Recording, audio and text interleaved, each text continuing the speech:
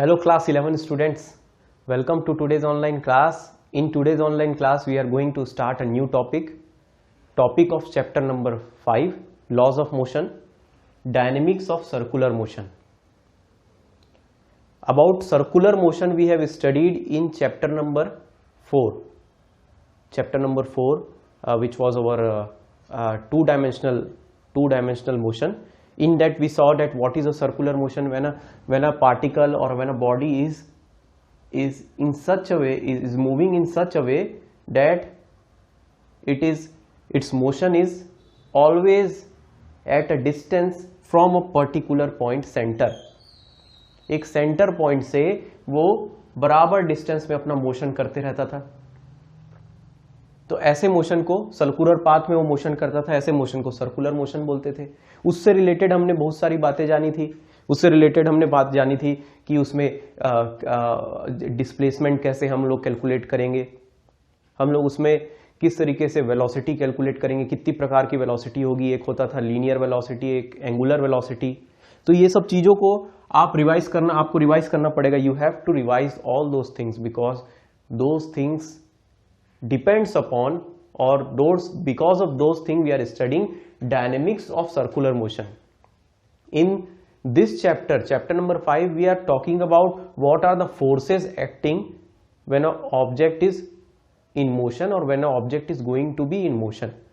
तो हम लोग अभी भी यही देखेंगे, सर्कुलर मोशन जब होगा तो वहां पर क्या क्या फोर्सेस उस पे लगेंगे, क्या क्या फोर्सेस लगेंगे, क्या क्या फोर्सेस एक्ट करेंगे वहां पर जिसके कारण सर्कुलर मोशन हो रहा है और जिसके कारण सर्कुलर मोशन होगा. So first of all let us talk a little bit about what was the circular motion. In circular motion the object follows a circular path.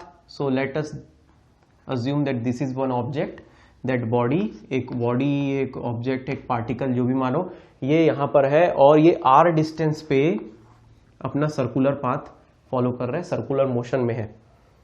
तो r रेडियस पे, centre से r रेडियस पे ये circular motion में है. तो इसकी खुद की वेलोसिटी दो प्रकार से हम बता सकते हैं. जो वेलोसिटी से ये सर्कुलर मोशन में घूम रहा है, जो वेलोसिटी से ये सर्कुलर मोशन में घूम रहा है, तो जिस वेलोसिटी से ये सामने चल रहा होगा, सामने मतलब सीधा नहीं, सर्कुलर पाथ पे चल रहा होगा, उसको हम बोलते थे v लीनियर वेलोसिटी. उसको हम बोलते थे लीनियर वेलोसिटी. ठीक, r हमारा रेडियस था, इस सर्कुलर पाथ का रेडियस जिसमें वो मूव कर रहा है, और ये यूं मूव कर रहा है. इसका मतलब ये एक किसी एंगल पे कुछ एंगल घूमता होगा प्रति सेकंड, हर सेकंड पर सेकंड में वो कुछ एंगल घूमता होगा. मान लो अभी यहां पे है तो कहीं कुछ देर में यहां पे पहुंच गया, मान लो ये यहां पे पहुंच गया वो, तो मान लो हम सेंटर में खड़े तो पहले ऐसे देख रहे थे, अब उसको यूं देख रहे, तो कितना एंगल घूमा वो, कितना एंगल घूमा कितने सेकंड में, वो हो जाता था एंगुलर वेलोसिटी. वो हो जाता था एंगुलर वेलोसिटी ओमेगा. वो हो जाता था एंगुलर वेलोसिटी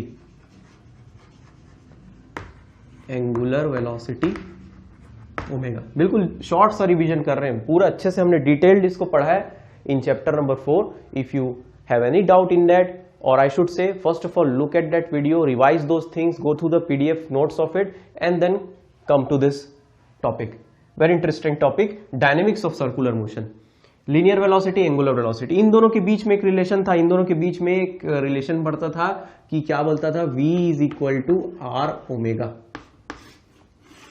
ये बनता था v is equal to r omega. ये हमने पहले देख लिया था, ये उसी समय देख लिए थे. ये बन रहा था, इसके कैसे बना था ये भी हमने देख लिया था. So this is there. अब now see if linear velocity, this linear velocity is increasing और decreasing, changing in time t. कुछ समय में ये चेंज हो रहा है, समझ लो कुछ भी हो सकता है, बढ़ रहा हो, कम हो रहा हो. लीनियर वेलोसिटी जो है कम हो रही हो, ज्यादा हो रही हो, उस हिसाब से एंगुलर वेलोसिटी भी कम या ज्यादा होगी. अरे ये ऑब्जेक्ट t टाइम के बाद मान लो यहां पे पहुंचा, मगर अब उसकी वेलोसिटी पहले v थी, अब v डैश हो गई समझ लो, या v1 थी, यहां पे पहुंचने पर v2 हो गई. तो चेंज इन वेलोसिटी आया कुछ समय पर, t टाइम पर. t कुछ भी हो सकता है, 2 सेकंड, 3 सेकंड, कुछ भी हो सकता है. इतने समय पर अगर कुछ चेंज हुआ it means that there is a change in velocity and change in velocity is going to give you an acceleration. वहां पे एक्सेलरेशन आता था। तो दो प्रकार के एक्सेलरेशन यहां भी हो गए, दो प्रकार के एक्सेलरेशन यहां भी हो गए। एक हो जाता था हमारा लीनियर एक्सेलरेशन, मतलब जिस जो चेंज आ रहा है वेलोसिटी में, हम उसको उसके पाथ में कितना चेंज आ रहा है, कितने समय में कितना लीनियर वेलोसिटी में चेंज आ रहा है, तो वो हो गया लीनियर एक्सेलरेशन। Linear acceleration. अच्छा, इसके पहले मुझे डिस्प्लेसमेंट भी बताना था, मगर that thing we have covered in the circular motion, that's why I am not telling you, but starting should be from the displacement, कि यहां से यहां तक पहुंचा, कितना डिस्टेंस ट्रेवल हुआ इन मीटर, मगर उसी को हम एंगल में नापेंगे तो यहां से यहां तक कितना एंगल में डिस्प्लेसमेंट हुआ, एंगुलर डिस्प्लेसमेंट। वैसे ही लीनियर वेलोसिटी, एंगुलर वेलोसिटी, और वैसे ही लीनियर एक्सेलरेशन एंड अल्फा से डिनोट करते थे हम लोग angular acceleration. Angular acceleration unit की बात भी हमने कर लिए थे, मीटर पर सेकेंड लीनियर वेलोसिटी का, ऐसा यूनिट एंगुलर वेलोसिटी का रेडियन पर सेकेंड, रेडियन में नापते थे हम लोग एंगल को, यहां पे हम रेडियन में नापते थे एंगुलर एंगल को रेडियन में। ठीक, अब देखो लीनियर एक्सेलरेशन का मीटर पर सेकंड स्क्वायर, एंगुलर एक्सेलरेशन का रेडियन पर सेकंड स्क्वायर एक्सेलरेशन हो जाएगा। इन दोनों के बीच का relation A is equal to R alpha, मिलता जुलता लग रहा है, ये ऐसा कुछ था। इसके बाद हम लोगों ने एक और बात समझी थी, जो अब हम लोग काम की बात पे आते हैं। वो काम की बात थी कि जब एक पार्टिकल सर्कुलर मोशन में है, उसकी वेलोसिटी में अगर कोई चेंज आ रहा है तो एक्सेलरेशन तो होगा। दो प्रकार के एक्सेलरेशन होंगे, लीनियर एक्सेलरेशन होगा, अगर हम लोग उसके पाथ में चलें तो क्या जो एक्सेलरेशन में वेलोसिटी में जो चेंज आ रहा है वो कहलाएगा लीनियर एक्सेलरेशन। ठीक, उसका डायरेक्शन वेलोसिटी के डायरेक्शन में होगा, बिल्कुल सही। एंगुलर एक्सेलरेशन की बात करते हैं तो एंगल में, जब वो एंगुलर, हम बीच में खड़े होकर यहां से देख रहे हैं जब कितना एंगल में चेंज हो रहा, कितने समय में हो रहा, तो एंगुलर वेलोसिटी में जो चेंज होगा कितने समय में हो रहा, उससे हमको एंगुलर एक्सेलरेशन का पता चलेगा। इसका डायरेक्शन क्या होगा, राइट हैंड थंब रूल से ये भी पता चल जाता था। हाँ, कैसा, वेलोसिटी का डायरेक्शन ऐसा होता था, अरे जिस जगह हम घूम रहे हैं उधर में हाथ घुमाओ, जिधर आपका अंगूठा जा रहा है उस तरफ में आपका एक्सियल, ये एक्सियल वेक्टर था। हाँ, ये भी एक वेक्टर क्वांटिटी था, इसका भी डायरेक्शन हमको मिल जाता था अंगूठे के डायरेक्शन में, उधर में उसका एंगुलर एक्सेलरेशन होता था। मतलब एंगुलर एक्सेलरेशन और लीनियर एक्सेलरेशन हमको तब मिलेंगे जब चेंज इन वेलोसिटी होगा। मगर एक और बात आती थी जिसकी बात अब चालू करते हैं, वो था centripetal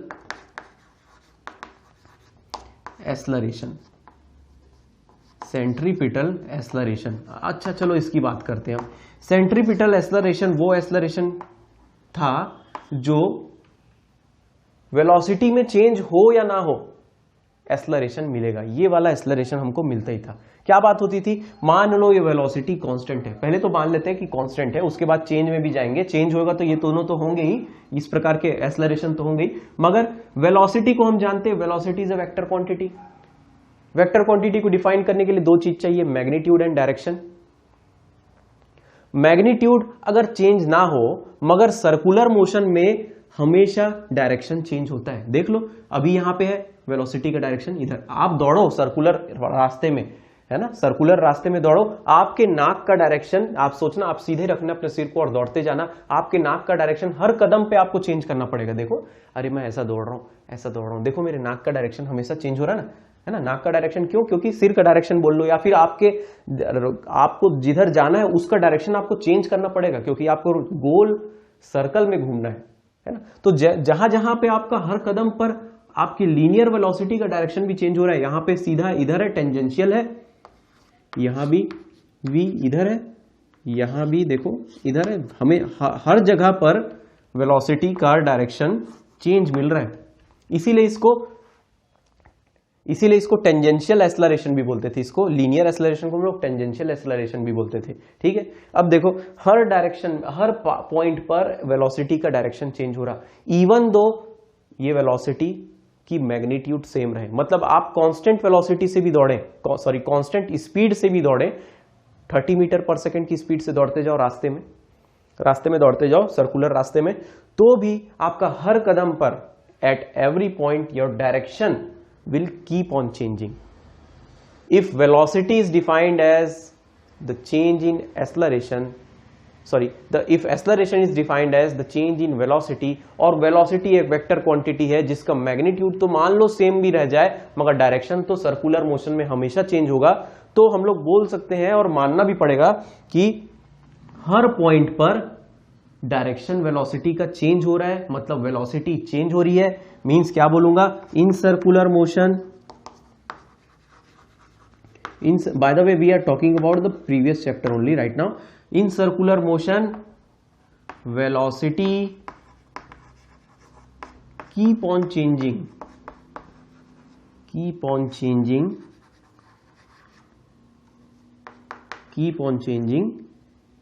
even though the magnitude is same as direction changes. ये लिखना चाहिए क्या कि डायरेक्शन हर पॉइंट पे चेंज होते जा रहा है, इसलिए एक एक्सेलरेशन काम करेगा। हर पॉइंट पर डायरेक्शन चेंज हो रहा है, इसके कारण एक एक्सेलरेशन काम करेगा। उसको हम लोग बोलते थे सेंट्रीपिटल एक्सेलरेशन, उसको हम लोग ए स्मॉल सी एक्सेलरेशन, मगर कौन सा, सेंट्रीपिटल एक्सेलरेशन, ए स्मॉल सी से डिनोट करते थे। और इसका डायरेक्शन क्या होता था, हमेशा towards the centre along the radius. देखो क्या बोला मैंने, टूवर्ड्स द सेंटर, सेंटर की तरफ, और रेडियस के अलोंग में, रेडियस के रास्ते सेंटर की तरफ इसका डायरेक्शन होता था। ये सेंट्रीपिटल एक्सेलरेशन कहलाता था, क्योंकि सेंटर की तरफ काम करने वाला एक्सेलरेशन रेडियस के अलोंग, रेडियस के रास्ते। ठीक, ये क्यों काम करता था, क्यों लगता था ये acceleration, because velocity is keep on changing, velocity change हो रहा है, मैग्नीट्यूड चाहे सेम रहे भी, but velocity is changing because direction is changing at every point. तो एक्सेलरेशन की बात हो गई थी, पहले ही हो गई। अब हम लोग इस चैप्टर में आगे बढ़ते हैं। ये बात तो पुरानी है ना, ये फॉर्मूले याद रखने, V = R omega, A = R alpha, जरूरत पड़ सकती है न्यूमेरिकल में। बट अब हम लोग आगे बढ़ते हैं डायनामिक्स में, आगे बढ़ते हैं। डायनामिक्स मतलब क्या फोर्सेस लग रहे हैं उसके ऊपर, क्या फोर्सेस लग रहे हैं। तो चलो सबसे पहली फोर्स वाली बात करते हैं। सबसे पहला फोर्स कहलाएगा सर्कुलर मोशन में जो फोर्स लगता है, पहला फोर्स की बात करेंगे हम लोग, वो है सेंट्रीपिटल फोर्स। Centripetal force. अब 100 बात की एक बात यह है कि अभी अभी हमने समझा कि एक्सेलरेशन यहां काम कर रहा है, सेंट्रीपिटल एक्सेलरेशन ये काम करेगा ही। कोई ऑब्जेक्ट सर्कल में घूम रहा है, कोई ऑब्जेक्ट सर्कुलर मोशन में है, मतलब सेंट्रीपिटल एक्सेलरेशन वहां पे काम करेगा ही। उसके ऊपर, वो ऑब्जेक्ट के ऊपर एक एक्सेलरेशन काम करेगा जो हमेशा सेंटर की तरफ होगा। एग्जाम्पल के थ्रू भी समझ सकते हो, एक्सेलरेशन की बात कर रहा हूं, फोर्स में भी जाऊंगा और वही एग्जाम्पल दूंगा कि जब हम लोग एक धागे से, स्ट्रिंग से पत्थर को बांध देते हैं और उसे गोल घुमाते हैं, then we have to give that acceleration. हमें एक्सेलरेशन देना पड़ता है सेंटर की तरफ, हर पॉइंट पे सेंटर की तरफ उसको एक्सेलरेशन देना पड़ता है, तब जाके वो गोल घूम पाता है। चाहे उसे कांस्टेंट स्पीड से घुमाए, चाहे वेरिएबल स्पीड से घुमाए, चेंजिंग स्पीड से घुमाए, आपको वहां पे एक एक्सेलरेशन सेंटर की तरफ देना पड़ेगा। तभी तो देखिए आप गोल घुमाते हैं तो क्या होता है, एक आपने देखा होगा जिसमें जंजीर से बॉल एक बड़ा सा लोहे का बॉल रहता है, उसको गोल घूम कर फेंकते हैं, तो देखिएंगे उसको घूमने वाले, जो उसको फेंकने वाला रहता है, उसको पीछे की तरफ हमेशा खींच के रखता है और फिर फेंकता है। ऐसा क्यों करता है, क्योंकि उसको एक एक्सेलरेशन देना पड़ेगा, सेंट्रीपिटल एक्सेलरेशन देना पड़ेगा, तब जाकर ही वो गोल घूमेगा, तब जाकर ही वो गोल घूमेगा। और या फिर बोल सकते हो कोई ऑब्जेक्ट गोल घूम रहा है एक सर्कुलर मोशन में, तो एक एक्सेलरेशन उस पे सेंटर की तरफ काम करेगा, वो सेंट्रीपिटल एक्सेलरेशन होगा। अब हम लोग सेंट्रीपिटल फोर्स की ओर समझते हैं। हमको सेकंड लॉ क्या बताता है, न्यूटन सेकंड लॉ क्या बताता है, Newton second law of motion बताता है। अभी अभी पढ़ के बैठे हम लोग, लॉज ऑफ मोशन में बोलता है, मोटा मोटी यही बोलता है कि F = ma। ठीक है, अब मैं सेंट्रीपिटल सर्कुलर मोशन की बात करूंगा, तो बोला मैंने सर्कुलर मोशन में सेंट्रीपिटल एक्सेलरेशन काम करेगा ही करेगा। तो चलो यहां पे अगर मैं फॉर सर्कुलर मोशन AC लिख देता हूं, सेंट्रीपिटल एक्सेलरेशन, तो अब ऑब्वियस सी बात है कि अगर कहीं सेंट्रीपिटल एक्सेलरेशन काम कर रहा, तो वहां पर फोर्स काम करने वाले फोर्स को, वहां पर काम करने वाले फोर्स को सेंट्रीपिटल फोर्स बोलेंगे। तो how you can define centripetal force? How you can define a centripetal force? You can define it as a force, या ऐसे बोल सकते हैं, एक whenever an object is in circular motion, a force is been acted on that particle or on that object towards the center along the radius, which is called centripetal force.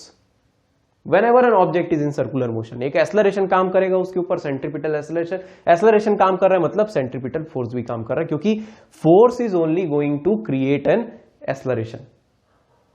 Force is only going to create an acceleration, or you can say it in another way, that acceleration is going to act as an force. हमने अभी तक देख लिया, हम लोग देखे थे acceleration तभी हो पाएगा जब एक फोर्स क्रिएट हो रहा है, वहां पे फोर्स लग रहा है, जनरेट हो रहा है. ठीक, अब आगे बढ़ते हैं हम लोग. ये बात तो हो गई. हम लोग ने फॉर्मूला भी देखा था एक्सेलरेशन का, सेंट्रीपिटल एक्सेलरेशन का कुछ फॉर्मूला ऐसा बनता था v²/r, जिसमें से v क्या था? v था हमारा लीनियर वेलोसिटी, अभी देखे थे. या फिर लीनियर वेलोसिटी से यहीं पे मैं ओमेगा के फॉर्म में लिख दूं तो r⍵², ये बनता था हमारा फॉर्मूला. ये था या तो AC यानी centripetal acceleration is equal to v²/r लिख दो, या सेंट्रीपिटल, ऐसा नहीं लिखता हूं, ये क्या कंफ्यूज हो जाऊंगी. AC इज इक्वल टू, या फिर लिख दो r⍵², r⍵², इस तरीके से भी लिख सकते हो. You can write it like that. ठीक, या तो वो AC v²/r होगा, ये AC r⍵² के फॉर्म में हो सकता है. In both ways you can write. So from here I'll put the value over here. So this formula, centripetal force is equal to mv²/r हो सकता है. देखो ये, अगर मैं ये वैल्यू रख दूं तो, या फिर you can also write it to be centripetal acceleration is equal to mr⍵². Both ways, whatever is given in the numerical, whatever you want to calculate, first of all, it can be done from this formula. याद रहेगा, ये दो फॉर्मूले याद रहेंगे. क्या बनता है? पहला, centripetal force is equal to mv²/r, जिसमें v क्या है? Velocity, linear velocity of the particle. m क्या है? Mass of the object. r क्या है? Radius of the circular path. और यहां पे centripetal force is equal to mr⍵², जिसमें से ओमेगा क्या है? एंगुलर वेलोसिटी, रेडियन पर सेकेंड में. फोर्स की यूनिट हो जाएगी न्यूटन. फोर्स की यूनिट हो जाएगी newton. So now we have understood, but let us talk about some examples and the basic thing of it. Basic thing मतलब हम लोग जानते हैं कि बहुत सारे टाइप के फोर्सेस होते हैं. तो क्या सेंट्रीपिटल फोर्स भी कोई अलग सा फोर्स है? नहीं, centripetal force is not an अलग सा फोर्स, कोई स्पेशल फोर्स नहीं है. Actually it is the force which is called to be centripetal, but it acts as many different way. Like for example, अभी इस एग्जाम्पल को हम लोग इसी डायग्राम से समझ लेते हैं. मान लो ये ऑब्जेक्ट एक प्लेनेट है, और ये यहां पे एक पॉइंट जो है वहां पे सन है. ये प्लेनेट है, हमारा अर्थ है, समझ लो ये अर्थ है, और यहां पे हमारा सन है.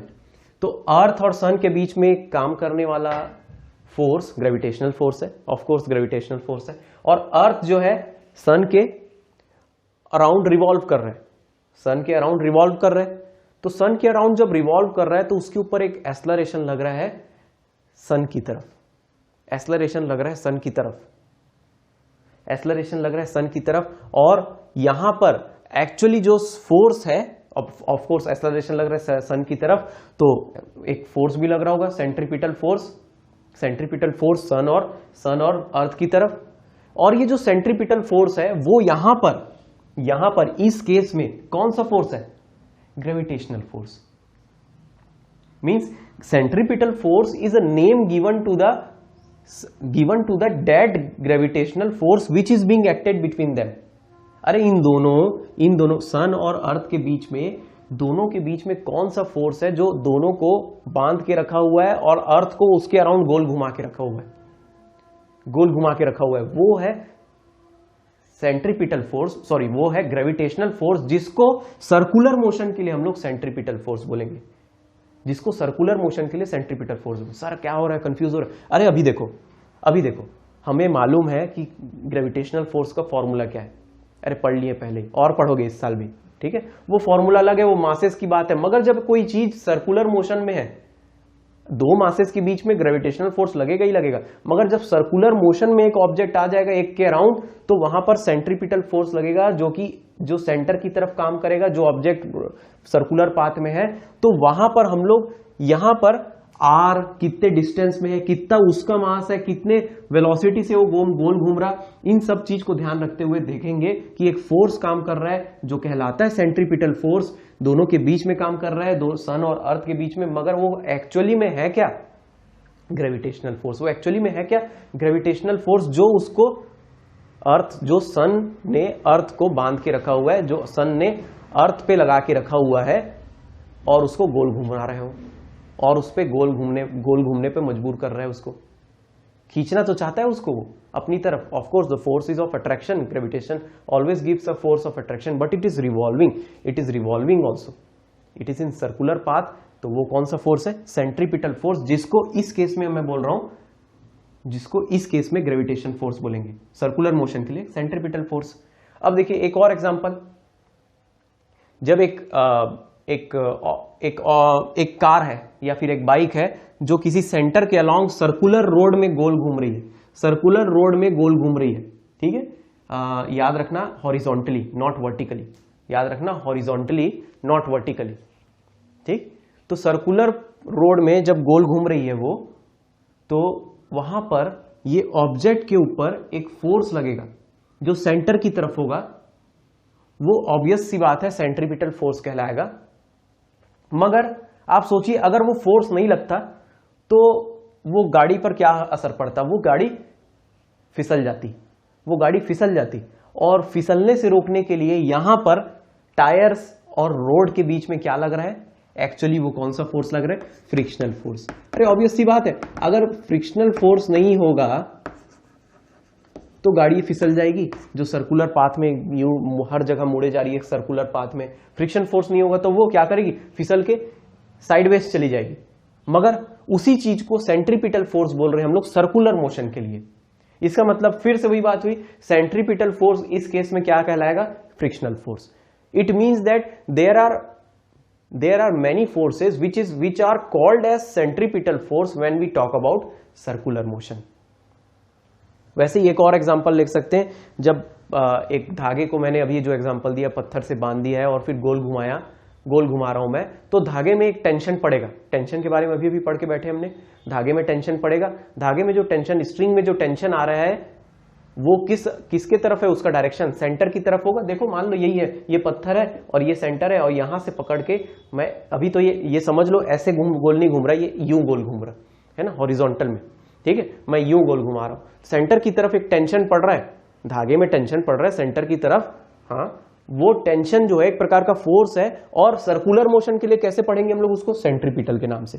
सेंट्रीपिटल फोर्स बस एक नाम है सर्कुलर मोशन पढ़ने पर, मगर है असल में वो क्या? Different kinds of forces whenever we are dealing with the application of it. So let us go for an numerical to understand it in more better way. Let us see that.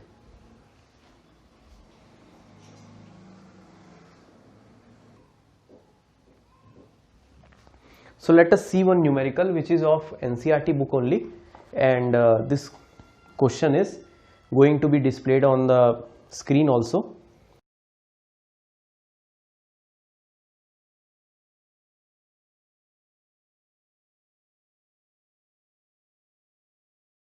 ये question बोलता है a stone of mass 2.5 kg tied to the end of string is whirled around in the circle of radius 1.5 metre. मतलब बिल्कुल यही बात है कि ये ऐसा कुछ है कि ऐसे आप सर्कुलर, ये सर्कल है ना, मैं साइड से देखूंगा तो कुछ ऐसा दिखेगा।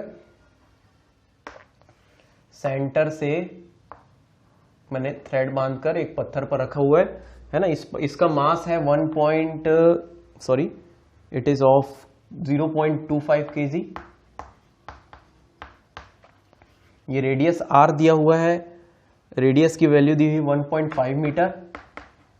धागे है, ये एक स्ट्रिंग है, स्ट्रिंग से ऐसे बांध के रखे एक स्टोन को और गोल घुमा रहे हम लोग। इसका 2.5 kg का मास है और 1.5 मीटर के रेडियस में इसको गोल घुमा रहे हैं। और स्पीड भी दिया हुआ है, स्पीड दिया हुआ है, जिस स्पीड से इसको घुमा रहा है, असल में स्पीड की जगह यहाँ पे असल में ना फ्रीक्वेंसी बताई हुई है। बोलता है कितने 40 रिवॉल्यूशन पर मिनट। बोलता तो यहाँ पे स्पीड है बट इट इज एक्चुअली देखो रिवॉल्यूशन पर minute, it is kind of frequency. तो ये बता रहा है कि विद स्पीड ऑफ 40 रिवॉल्यूशन पर मिनट इन हॉरिजॉन्टल प्लेन। याद रखना हॉरिजॉन्टल प्लेन की बात हो रही है, ऐसा नहीं घुमा रहे उसको, ऐसा नहीं घुमा रहे हम लोग, ऐसा घुमा रहे हैं। ऐसे घुमाएंगे फिर ग्रेविटी भी काम करने लगेगी, यूं घुमा रहे। ठीक, now what is the tension in the string. तो बताओ इसमें टेंशन काम करेगा जी? हाँ करेगा, यहाँ पे टेंशन काम करेगा, ऐसे टी काम करेगा। हाँ तो इस स्टोन के लिए टेंशन कितना होगा, टी की वैल्यू क्या होगी, टेंशन की वैल्यू पता करो। और बोलता है कि मैक्सिमम स्पीड, इसको कितने मैक्सिमम स्पीड से घुमा सकते हैं यदि ये जो स्ट्रिंग है वो 200 न्यूटन तक का टेंशन को झेल सकता है। Very nice question, let us start to solve it. क्या क्या दिया हुआ है, गिवन लिख लेते हैं पहले।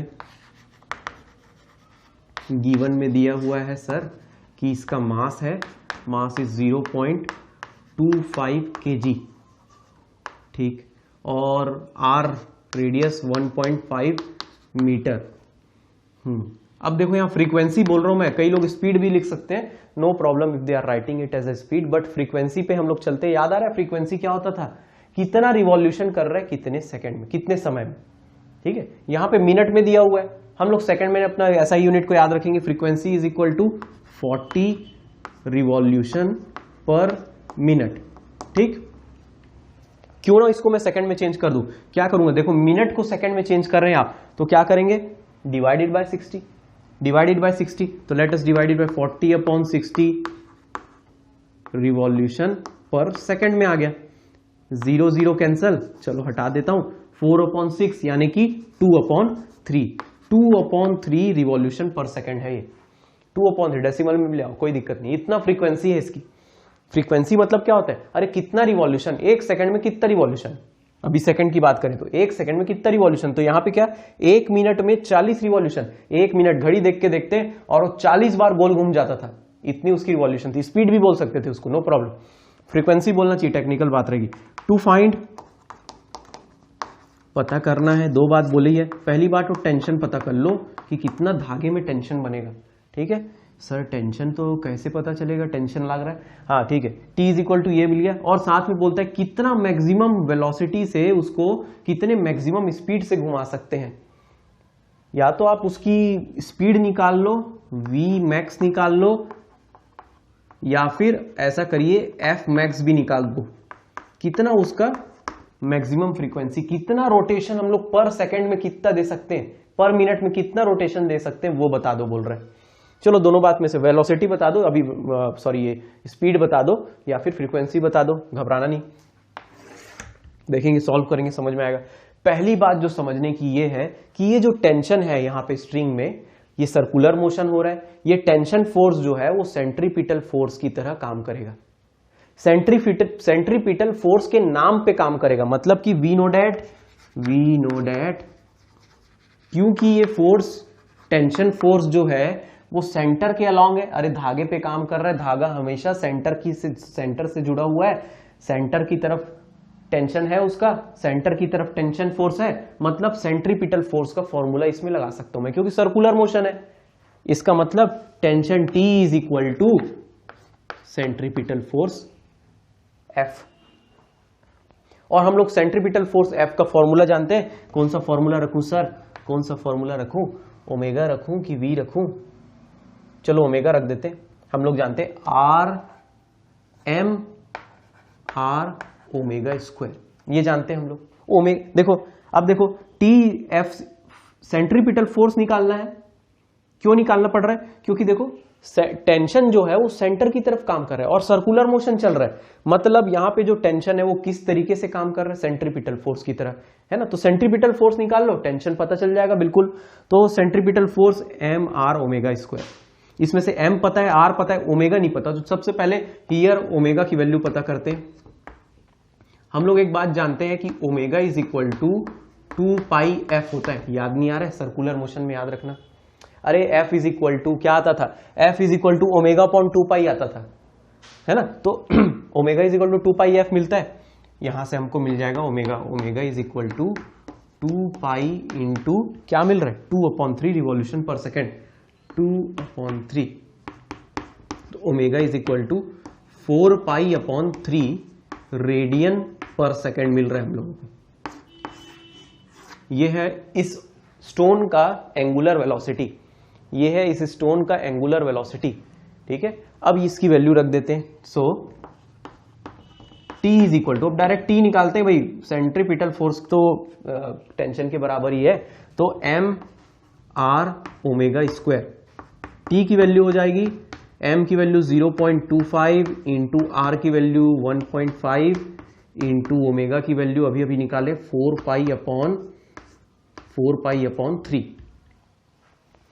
पाई/3, ठीक दिख रहा है, okay. So it will become to be T is equal to 0.25 into 1.5 4 पाई/3। यहां से देखो 25/100 लिख सकता हूं, 1.5/10 लिख सकता हूं, चलो लिख देते हैं 25/100 इंटू 15/10, अरे 15/10 नहीं लिख सकता 0.5 1.5 को, और 4 पाई/3। क्या फायदा होगा सर, देखो कट के, ये 1 जा, ये 4 जा, ठीक, ये 3 1 जा और ये 5 जा, ठीक, ये 5 1 जा और ये 2 जा, पूरा कट जा रहा है सर, पूरा कट जा रहा है साहब। So it is coming to be, T की वैल्यू आनी है, टी इज इक्वल टू, देखो 1 हो गया 1 हो गया, 4 पाई/, अच्छा ये 4 भी कट जाना है, ये 4, अच्छा एक और चीज, अरे नहीं भाई ये स्क्वायर में है, स्क्वायर में है, ऐसी मत काट देना, अरे नहीं नहीं नहीं ऐसे मत काट देना, ऐसे मत काट देना, 4 पाई/3 इंटू 4 पाई/3 स्क्वायर, 2 बार लिख दिया, ठीक है। तो 4 कैंसल, 3 का चलो काट दिया मैं 1, अब क्या बच रहा, पाई 4 पाई नहीं बिल्कुल क्या बचा, 4 पाई²/3 इतना बच रहा है, 4 पाई²/3। देखो कैसे हुआ, फिर से बताऊं, अरे 25 और 100, 1 जा 4 जा गया, 4 और 4 कैंसल, इधर 4 पाई/3 और एक बचा हुआ है, 4 पाई/3 का स्क्वायर है ना, ओमेगा का स्क्वायर है ना, ओमेगा यहाँ पे बना है, ठीक। अब 1.5 को 15/10 लिखे थे, तो ये क्या हुआ 15 और 3 इससे कैंसिल हो गया, 5 बचा, 5 1 जा 10, 2 जा, ये 2 बच रहा है, ये 2 बच रहा है सर, हाँ 2 बच रहा है सर, ये 2 बच रहा है, ठीक, ये 2 बच रहा है, तो 2 बच के क्या देने वाला है हमको, 2 बच के क्या देने वाला है, 2 बचेगा और बनेगा, अच्छा एक 4 से और कैंसिल कर सकते हैं उसको, ये जो 2 बच रहा है ना, तो क्या हुआ, ये ऐसा लिख देता हूं अभी, देखो 1/2 बस बच रहा है, 1/2 इंटू 4 पाई²/3, यानी कि आराम से करना, इसको एक एक करके सॉल्व करना, ठीक है, घबराना नहीं, ठीक। तो ये 2 1 जा और ये 4, तो 2 पाई/3 मिल रहा है, 2 पाई/3 मिल रहा है, 2 पाई²/3 मिल रहा है, 2 पाई²/3 मिल रहा है, 2 पाई²/3। अच्छा पाई की वैल्यू को 3.14 रखना, उसका स्क्वायर निकालना, 2 से मल्टीप्लाई करना और फिर 3 से डिवाइड कर देना, बहुत आसान है सर, आसानी से हो जाएगा। अरे मैथ्स वाले बायो वाले सब 10वीं तक मैथ्स पढ़े, come on try to do it. What it will be coming, it will be coming up to be 6.57 newton, 6.57 आएगा इसकी वैल्यू, और न्यूटन में आएगा क्योंकि एक टेंशन फोर्स है। देखो कॉन्सेप्ट समझो, मैथ्स तो बनाना ही है, सॉल्व करना जरूरी है, ऑप्शन में दे देगा 3-4 ऑप्शन दे देंगे, 6.57, 6.75, 7 न्यूटन, 6 न्यूटन, ऐसा 4 ऑप्शन दे देगा, चारों ऑप्शन में से कौन सा करेक्ट ऑप्शन, ऐसे निकालना है भाई, सॉल्व करना पड़ेगा। देखो कटा कैसे, 25/100 1/4, 15/10 दैट इज 1.5, 15/10, और नीचे इसका 4 पाई/3 को 2 बार लिख देना, 3 से उसको कैंसिल करना, 1/2 बच रहा था, 1/2 को 4 से कैंसिल किया, 2 बचा, 2 पाई²/3 बचा, पाई का वैल्यू रख देना 3.14, मल्टीप्लाई करना 2 बार और आ जाएगा 6.57 न्यूटन। नाउ सी, ये तो हमारा पहला आंसर हो गया, पहली चीज जो पूछा था ये निकल गया। अब दूसरी चीज क्या बोलता है कि कितना मैक्सिमम स्पीड से घुमाओ, ये आप लोग समझने की बात है। अगर आप लोग बहुत ज्यादा जोर से घुमाओगे बहुत ज्यादा जोर से घुमाओगे उसे, उस थ्रेड को, स्टोन लगा हुआ है तो स्टोन जिससे बंधा हुआ है तो वो थ्रेड टूट जाएगा। होगा कि नहीं? खेले हैं ऐसा कभी? होता है सर? यस सर, हो जाता है ऐसा। टूट जाते हैं धागे, धागा टूट जाएगा, स्ट्रिंग टूट जाएगा। तो कितना मैक्सिमम स्पीड रखें कि वो धागा उस मैक्सिमम स्पीड पे टूट जाए। ठीक है, तो मैक्सिमम एक बात दी हुई है 200 न्यूटन, मतलब कितना टेंशन झेल सकता है। कहां लिखूं सर, कहां लिखूं? यहां लिख देता हूं। दिया हुआ है क्वेश्चन में, टी मैक्स दिया हुआ है, maximum tension which the thread can sustain, maximum tension जिसपे ये थ्रेड टूटता है 200 न्यूटन है। अभी कितना लग रहा है उसके ऊपर टेंशन? 6.57 का। नहीं टूटेगा अभी। और बढ़ाओ स्पीड, आप बढ़ाते जाइए स्पीड, फ्रीक्वेंसी को बढ़ाते जाओ। कितना रोटेशन? 40 रोटेशन, 40 रिवॉल्यूशन पर मिनट का भी चल रहा है। और स्पीड बढ़ाना और बढ़ाना, 40 को 50 कर दो, 60 कर दो, 100 कर दो, 500 कर दो, देखते हैं कितना बढ़ा सकते हैं जिसपे वो इतना तक झेल सकता है। कितने में टूटेगा? इतना टेंशन तक में वो ठीक रहेगा। इससे इतने में टूटता है वो, इतने के पहले तक में ठीक रहेगा, इतने में टूट जाता है, इतने टेंशन में धागा टूट जाता है। कितना रिवॉल्यूशन को बढ़ाएं, तो इसके हिसाब से फॉर्मूला बना देते हैं। देखो अपना फॉर्मूला क्या है सर, ये रहा फॉर्मूला। ये टी की वैल्यू को 200 रख देते हैं, एम की वैल्यू तो पहले से पता है, आर की वैल्यू भी सेम है, ओमेगा की वैल्यू पता कर देते हैं। फिर ओमेगा पता चल जाएगा। अरे टी मैक्स के लिए 200 न्यूटन रख देते हैं, तो इतने पे वो टूटेगा, तो जितने में टूटेगा उस समय वेलोसिटी क्या होगी उसकी, एंगुलर वेलोसिटी क्या होगी, एंगुलर वेलोसिटी निकाल लेते हैं। सो let us try for that. समझ में आया कॉन्सेप्ट? यही समझना था इस क्वेश्चन में, यही समझना था। पहली चीज जो समझनी थी कि टेंशन किस रूप में काम कर रहा है, किस अवतार पे काम कर रहा है। यहां पे टेंशन सर्कुलर मोशन है, इसलिए सेंट्रीपिटल दिख रहा है ना। या तो सीधा बोलो कि सेंट्रीपिटल एक्सेलरेशन किस अवतार में यहां पे आपके सामने उपस्थित है, यहां पे टेंशन के फॉर्म में उपस्थित है। तो ये टेंशन का फॉर्मूला बिल्कुल सेंट्रीपिटल के फॉर्मूले लगाने से मिल जाएगा। टेंशन का आंसर सेंट्रीपिटल के फॉर्मूले लगाने से मिल जाएगा। तो यहां से अपने को क्या मिलता है, हम लोग जान रहे T is equal to, T max लिखता हूं अब मैं, T max is equal to M R omega. कौन सा वाला ओमेगा? मैक्स वाला ओमेगा, मैक्स वाला, मैक्सिमम एंगुलर वेलोसिटी जिसपे ऐसा फोर्स लगाएगा कि टूट जाएगा। ठीक है, वो टेंशन ऐसा होगा। तो टी मैक्स की वैल्यू 200 रख दो, एम की वैल्यू को 0.25, आर की वैल्यू को 1.5 और ओमेगा की वैल्यू तो हम जानते ही नहीं है, जो मैक्सिमम है ना क्वेश्चन। ठीक है, समझ में आ रहा है? देखो अब देखो बाकी सारी चीज को उधर ले जाओ, डिवाइड में लगा दो, तो बचेगा बस क्या, ओमेगा मैक्स का स्क्वायर है, याद रखिए 200 अपॉन 0.25 इंटू 1.5। आसान बना इसको। देखो 0.25 को मैं 25/100 लिख सकता हूं, और 1.5 को 15/10 लिख दो सर, आपकी मर्जी, आपका board. Omega max is equal square is equal to देखो 100 और 10, डिनोमिनेटर का डिनोमिनेटर, आपके दुश्मन का दुश्मन दोस्त, ऊपर जाएगा, न्यूमरेटर बनेगा 200 इंटू 100 इंटू 10। अरे इसको 1000 बना लो ना सर, लो 1000 बना लो, क्या बोलते हो? तो ये 25 इंटू 15। चलो अब करते हैं यहां पे काटा पिटी, 1 जा 40 जा, अरे 100, 25 4 जा 100, तो ये एक और जीरो लगा दो तो 40 हो गया। अब देखो यहाँ 15 है, 5 से कट सकता है, चलो इसको भी ऐसी, तो ये 3 जा हो गया, 5 से काटे 3 जा, और ये गया 8 जा। ठीक है, क्या बच रहा है? और कुछ होगा? नहीं होगा। तो omega max is equal to, नहीं, मैक्स का square is equal to 200 into 8, 1600 upon 3। Sir ये तो स्क्वायर की वैल्यू है। हाँ भाई हाँ, तो ओमेगा मैक्स स्क्वायर की वैल्यू है। ओमेगा मैक्स की वैल्यू कितनी आएगी? ओमेगा मैक्स की वैल्यू आएगी सर, ओमेगा मैक्स की वैल्यू आएगी, उधर अंडर रूट बना लो, इधर ले जाओ स्क्वायर को, अंडर रूट ऑफ 1600 अपॉन 3। देखना, ध्यान रखना, अंडर रूट भी 3 को लेगा साथ में, है ना, 3 अंडर रूट के अंदर है। तो omega max is equal to अपने को मिल रहा है यहाँ पे 1600, अरे 16 का अंडर रूट 4, 100 का 10, यानी कि 40 बाहर आएगा, 40 अपॉन अंडर रूट 3 ये आएगा हमारा आंसर रेडियन पर सेकेंड में। सर मगर क्वेश्चन तो रिवॉल्यूशन पर मिनट ऐसा कुछ दिया था, तो चलो यहां पे आपका आंसर आ गया, ठीक है, आंसर आ गया। But if you want to change it, want to know, अगर आप जानते हैं, जानना चाहते हो कि कितना रिवॉल्यूशन हो, देखो 40 में तो नहीं टूटने वाला, 100 में, 50 में, अरे 1 सेकंड में 40 बार गोल घुमा, नहीं टूटेगा। 1 सेकंड में आप ना, नहीं 1 सेकंड नहीं, 1 मिनट, 1 मिनट में 40 बार गोल घुमा रहे हो, नहीं टूट रहे। 1 सेकंड में कितने बार घुमाऊं, सॉरी 1 मिनट में कितनी बार घुमाऊं कि ये टूटने लग जाए, टूटने वाला हो, 200 न्यूटन में टेंशन देने लगे, ठीक है। तो चलो इसी चीज को मैं फ्रीक्वेंसी में चेंज कर देता हूं। क्या जानता हूं मैं कि omega is equal to 2πf।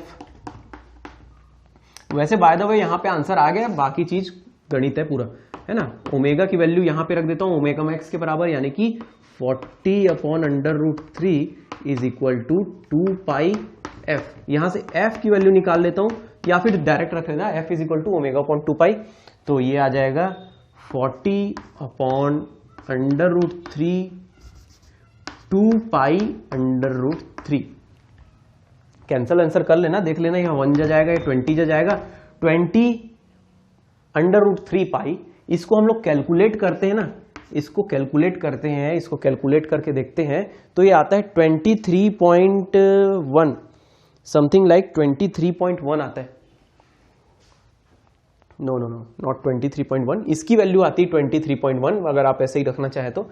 इसको कैलकुलेट करेंगे, so it will come to be like something like 36.29। इसको कैलकुलेट करके देखना क्या बन रहा है ये। सर अरे नहीं करेंगे तो, अरे करना भाई, करना, गणित का यही तो मजा है, ऐसे करना, देखना। √3 की वैल्यू 1.732 रखना, 3.14 से उसको मल्टीप्लाई करना, जो भी आंसर आए उसको 20 से डिवाइड करना, 20 से डिवाइड करना, तो ये आएगा frequency is coming to be 36.29।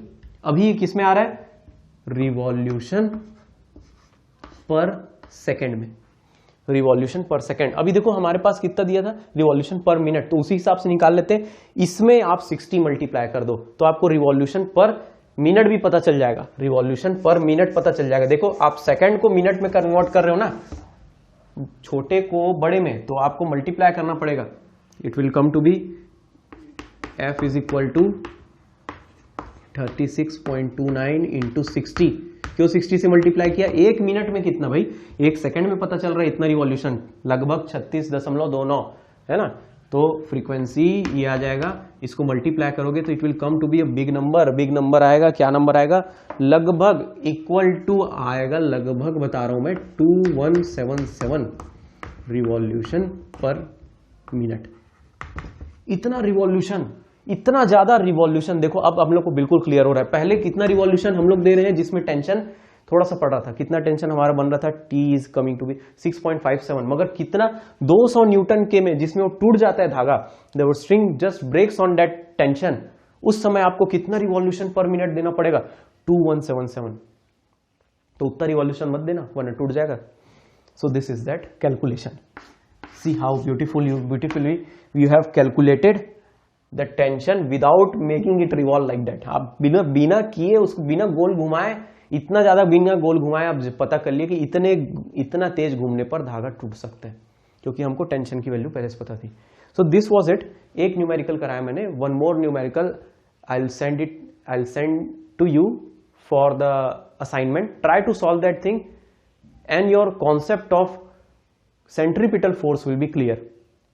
Further more things we will do in the next session. This is it for today. Keep studying. Have a nice day.